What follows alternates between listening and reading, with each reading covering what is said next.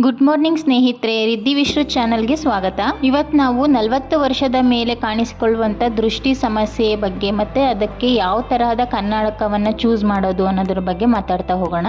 ಅದಕ್ಕೂ ಮುಂಚೆ ನೀವು ನಮ್ಮ ಚಾನಲ್ಗೆ ಹೊಸಬ್ರಾದರೆ ನಮ್ಮ ಚಾನಲ್ನ ಸಬ್ಸ್ಕ್ರೈಬ್ ಮಾಡಿ, ಹಾಗೆ ಲೈಕ್ ಮತ್ತು ಶೇರ್ ಮಾಡೋದನ್ನು ಸಹ ಮರಿಬೇಡಿ. ಯೂಶುವಲಿ 40 ವರ್ಷದ ನಂತರ ನಮಗೆ ಹತ್ತಿರದ ಆಬ್ಜೆಕ್ಟ್ಸ್ಗಳನ್ನು ನೋಡೋದಕ್ಕೆ ಕಷ್ಟ ಅನ್ಸೋಕೆ ಶುರುವಾಗುತ್ತೆ.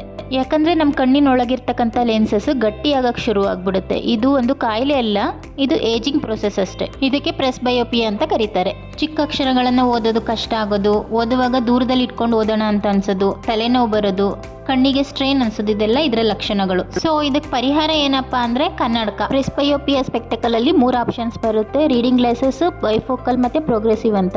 ರೀಡಿಂಗ್ ಗ್ಲಾಸಸ್ ನ ಓನ್ಲಿ ಫಾರ್ ನಿಯರ್ ವರ್ಕ್ ಗೆ ಅಂತ ಮಾಡಿರ್ತಾರೆ. ಅದನ್ನ ಓದುವಾಗ, ಬರೆಯುವಾಗ, ಮೊಬೈಲ್ ವರ್ಕ್ ಮಾಡುವಾಗ ಅಥವಾ ಸೂಜಿದಾರ ಪೋಣಿಸುವಾಗ ಈ ತರದ ಸಮಯಗಳಲ್ಲಿ ಮಾತ್ರ ಬಳಸಬೇಕಾಗುತ್ತೆ. ಇದರ ಡಿಸ್ಅಡ್ವಾಂಟೇಜಸ್ ಏನಂದ್ರೆ ಪ್ರತಿ ಸಲ ನೀವು ಡಿಸ್ಟೆನ್ಸ್ ನೋಡುವಾಗ ರೀಡಿಂಗ್ ಗ್ಲಾಸಸ್ ತೆಗೆದಿಟ್ಟೆ ನೋಡಬೇಕು. ನೀವೇನಾದರೂ with the reading glasses distance ನೋಡ್ತೀರಾ ಅಂದ್ರೆ eyeball pain, headache, eye strain ಆಗೋದು, ಈ ಥರ ಸಮಸ್ಯೆಗಳು ಕಾಣಿಸ್ಕೊಳ್ಳತೊಡಗುತ್ತೆ. Second one bifocal lenses. ನಾವು ಬೈಫೋಕಲ್ ಲೆನ್ಸ್ನ ಸಹಾಯದಿಂದ ದೂರ ಹತ್ರ ಎರಡನ್ನೂ ಒಂದೇ ಕನ್ನಡಕದಲ್ಲಿ ನೋಡಬಹುದು. ಆದ್ರೆ ಬೈಫೋಕಲ್ ಲೆನ್ಸಸ್ ಅಲ್ಲಿ ಜಂಪಿಂಗ್ ಎಫೆಕ್ಟ್ ಇರುತ್ತೆ. ಹಾಗಾಗಿ ಕೆಲವರಿಗೆ ಕಣ್ಣಿಗೆ ಸ್ಟ್ರೈನ್ ಆಗಕ್ಕೆ ಶುರುವಾಗ್ಬಿಡುತ್ತೆ. ಅಲ್ಲದೆ ಲೆನ್ಸ್ ನ ಮಧ್ಯಭಾಗದಲ್ಲಿ ಒಂದು ವಿಸಿಬಲ್ ಲೈನ್ ಇರೋದ್ರಿಂದ ಲುಕ್ ವೈಸ್ ಕೂಡ ಇದು ಚೆನ್ನಾಗಿ ಅನ್ಸಲ್ಲ. ಇದು ಕಂಪ್ಯೂಟರ್ ಯೂಸರ್ಸ್ಗೆ ಹೆಲ್ಪ್ ಆಗೋದಿಲ್ಲ, ಯಾಕಂದ್ರೆ ಇದರಲ್ಲಿ ಇಂಟರ್ಮೀಡಿಯೇಟ್ ಝೋನ್ ಇರೋದಿಲ್ಲ. Next progressive lenses. ಈ ಲೆನ್ಸಸ್ ನ ಮಲ್ಟಿಫೋಕಲ್ ಲೆನ್ಸಸ್ ಅಂತ ಸಹ ಕರೀತಾರೆ, ಯಾಕಂದ್ರೆ ಇದರಿಂದ ಡಿಸ್ಟೆನ್ಸ್, ಇಂಟರ್ಮೀಡಿಯೇಟ್ ಮತ್ತೆ ನಿಯರ್ ವಿಷನ್ ಸಹ ನೋಡಬಹುದು. ಲೆನ್ಸಸ್ ಮೇಲೆ ಯಾವುದೇ ಸಪರೇಷನ್ ಮಾರ್ಕ್ ಇಲ್ಲದೆ ಇರೋದ್ರಿಂದ ಲುಕ್ ವೈಸ್ ಆಲ್ಸೋ ಗುಡ್.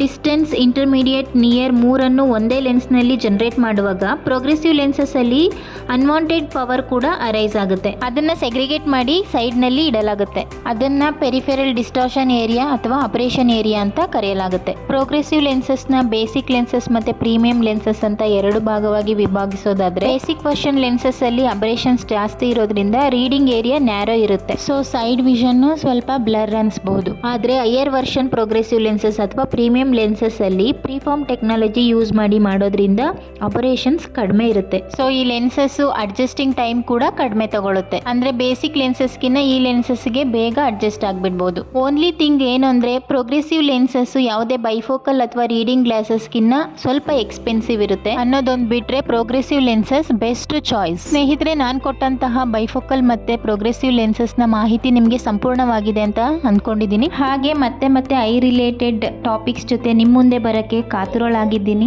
ಅದಕ್ಕಾಗಿ ನಿಮ್ಮ ಪ್ರೋತ್ಸಾಹ ಖಂಡಿತ ಬೇಕು. ಸೊ ಪ್ಲೀಸ್ ನನ್ನ ಚಾನಲ್ನ ಆದಷ್ಟು ಸಬ್ಸ್ಕ್ರೈಬ್ ಮಾಡಿ, ಹಾಗೆ ಈ ವಿಡಿಯೋನ ಶೇರ್ ಮಾಡಿ. ಮುಂದಿನ ಸಲ ಮತ್ತೊಂದು ವಿಡಿಯೋ ಜೊತೆ ಬರ್ತೀನಿ. ಧನ್ಯವಾದಗಳು.